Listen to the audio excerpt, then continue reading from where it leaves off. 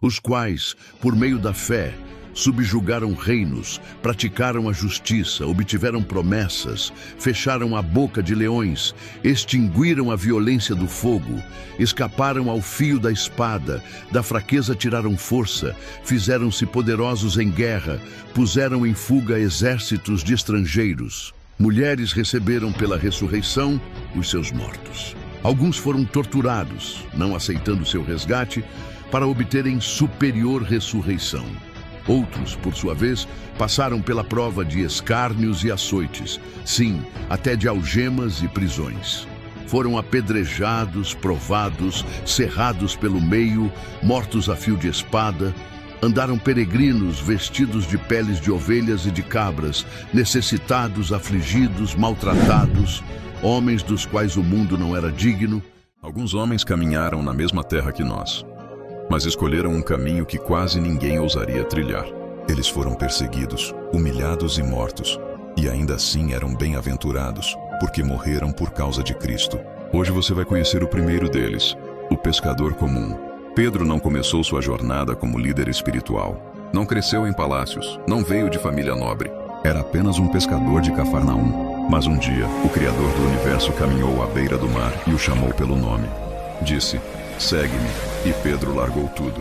Naquele instante, ele não sabia que seguir Jesus significava seguir seus passos até o martírio. Pedro foi intenso, falava antes de pensar. Teve fé suficiente para andar sobre as águas e medo suficiente para afundar. Jurou fidelidade e, horas depois, negou Jesus 3 vezes junto a uma fogueira.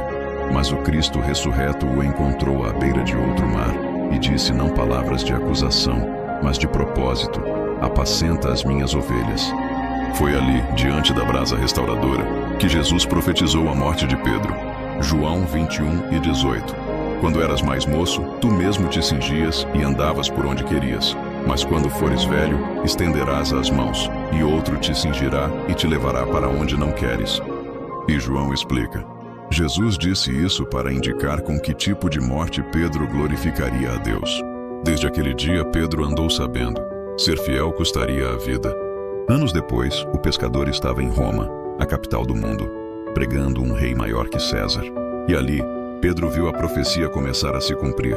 Jesus havia avisado seus discípulos: bem-aventurados os perseguidos por causa da justiça, porque deles é o reino dos céus. Pedro viveu essa bem-aventurança literalmente, enquanto Nero espalhava fogo, tortura e medo. Preso, interrogado, ameaçado, Pedro tinha uma saída simples: abandonar Cristo. Mas como negar aquele que nunca o negou? Ele sabia o que estava vindo. Jesus lhe havia dito que ele seria levado para onde não desejava ir. E agora os passos romanos ecoavam pelo corredor. Pedro era, enfim, o homem idoso que estenderia as mãos e seria levado à morte. O império sentenciou: crucificação. Mas Pedro fez um pedido que marcaria a história: não sou digno de morrer como meu Senhor.